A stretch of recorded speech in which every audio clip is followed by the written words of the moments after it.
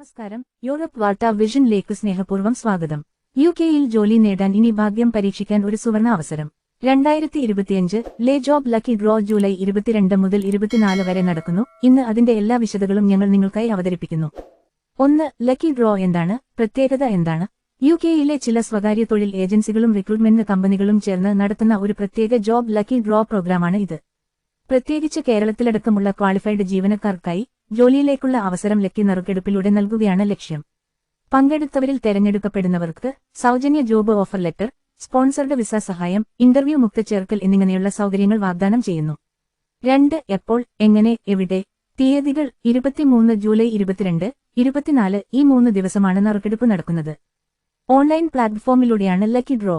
Registration അവസാനത്തേക്ക് വരും. July 21 രാത്രി പകൽ 12 മണി ആകാൻ 1 മിനിറ്റ്. പങ്കെടുക്കുന്നതിനായി രജിസ്റ്റർ ചെയ്യേണ്ട ലിങ്ക് കമ്പനി വെബ്സൈറ്റ് വഴിയോ അംഗീകൃത ഏജൻസിയിലൂടെ ആയിരിക്കും. 3. അർഹയുള്ളവർ ആരെല്ലാം? 1. IELTS ഇല്ലെങ്കിലും താൽക്കാലിക ജോലികൾക്ക് ചില അവസരങ്ങൾ. 2. Hospitality, care, warehouse, cleaning, driving എന്നിവയിൽ താൽപ്പര്യമുള്ളവർ. 3. വയസ്സു 20 മുതൽ 45 വരെ. 4.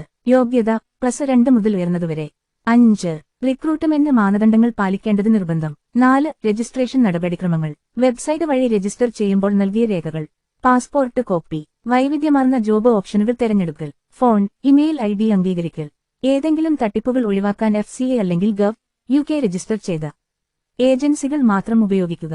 5. ജാഗ്രത നിർദ്ദേശം. പ്രിയ പ്രേക്ഷകരെ, ഈ അവസരങ്ങൾ ഉപയോഗിക്കുന്നതോടൊപ്പം അതുപോലെ മോശമായ പല തട്ടിപ്പുകളും സാമൂഹിക മാധ്യമങ്ങളിൽ പടരുന്നുണ്ട്. ഇതിനാൽ നിങ്ങളുടെ പേഴ്സണൽ വിവരങ്ങൾ നൽകുമ്പോൾ ശ്രദ്ധിക്കേണ്ടത് വളരെ അത്യാവശ്യമാണ്. യൂറോപ്പ് വാർത്താ വിഷൻ നിങ്ങൾക്ക് വിശ്വസനീയമായ വിവരങ്ങൾ മാത്രം നൽകുന്നു. ഇത്രയും വലിയ ഒരു അവസരം മലയാളികൾക്ക് ലഭിക്കുന്നതിൽ വളരെ സന്തോഷമാണ്. യുകെയിലേക്കുള്ള നിങ്ങളുടെ ജോലി യാത്രയുടെ തുടക്കമാക്കാൻ ഇന്ന് തന്നെ രജിസ്റ്റർ ചെയ്യൂ.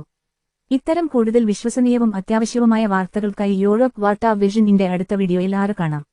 ഇപ്പോൾ തന്നെ സബ്സ്ക്രൈബ് ചെയ്യാനും വീഡിയോ ഷെയർ ചെയ്യാനും മറക്കരുത്. നന്ദി.